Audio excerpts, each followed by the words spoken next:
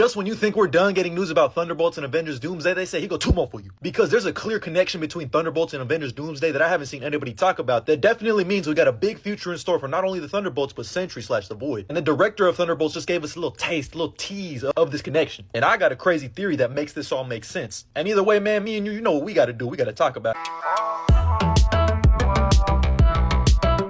First and foremost, can we all take a moment to acknowledge Florence Pugh at the London premiere for Thunderbolts? Thank you. I myself will be watching this movie tonight, so I'm trying to get all my Thunderbolts theory videos out of the way before I see it. And it looks like Thunderbolts director Jake Schreier is trying to get all of his teases out of the way too, because during an interview with Cinema Blend, he teased how Thunderbolts is going to tie into Avengers Doomsday. There might be some stones or pebbles. I don't know how you want to rate your rocks. Look, you know the character that we're talking about, and you know that there's a level of power involved there that can have an impact going forward. Haha, Jake, you messed up letting someone like me get that little bit of information, because now I know. And no, he's not talking about anyone that kicks and punches really hard or phases through walls and shit. Mind you, this is our confirmed cast member list for Avengers Doomsday. They each got a chair during Avengers Chairs Day gimmick. He's talking about Bob, but more importantly, that demon Sentry/The Void, not that Void. But now here's where shit gets interesting and where my theory kicks in, because I don't think this just affects Avengers Doomsday. This is going to affect Avengers Secret Wars as well, because if they're going to be adapting Jonathan Hickman's Avengers Secret Wars, then we're going to need someone to play that Molecule Man role. Now, for those of you who are unfamiliar with Molecule Man's game, he is a key resource for Doctor Doom during the Secret Wars storyline. Essentially, he's a plot device and also a tool, but he's also got some complexity to him as a character during the Secret Wars storyline. But at the end of the day, Molecule Man ends up being a key fixture for Doctor Doom, a tool, a weapon, basically to learn everything about the Beyonders, steal their power, take their power, and create Battle World. Just to sum it up real quick, there's a lot more little nuances there, but I'm not going to spoil that shit for you. So I think they're going to be replacing Molecule Man with Sentry. And I know what you're probably thinking,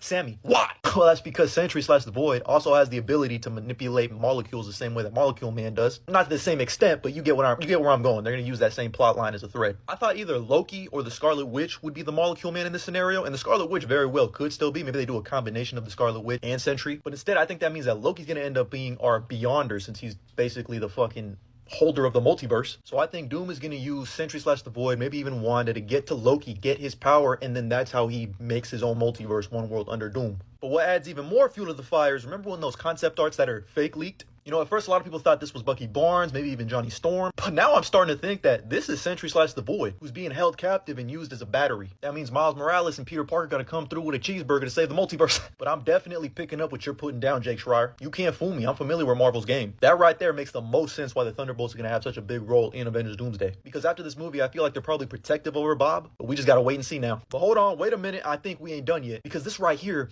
got me asking questions. We got Simu Liu at the Thunderbolts premiere in London. We're gonna get Shang-Chi breadcrumbs and Thunderbolts. Now I know what you're probably thinking, Sammy, Marvel actors always attend other Marvel movie premieres. Why is this one different? Well, that's because Pedro Pascal also attended the Thunderbolts premiere, which had me thinking, is there going to be a connection to Fantastic Four? But then I noticed that Marvel Studios posted Pedro Pascal, but didn't post Simu Liu, because they're hiding something. Godzilla 2014. So are we going to get a Thunderbolts and Shang-Chi connection? Because don't forget, he had a chair too. Either way, I'm so damn hyped for these movies, man, especially after Daredevil Born Again. I think Marvel's back on the up and up consistency-wise, and I'm going to be watching Thunderbolts tonight. So stay tuned. I'll probably do an out-of-theater reaction, then I'll do a review, and then a spoiler review, yada, yada, yada videos to come. But let me know what you think about this theory down in the comments below, and as always, like and follow for more.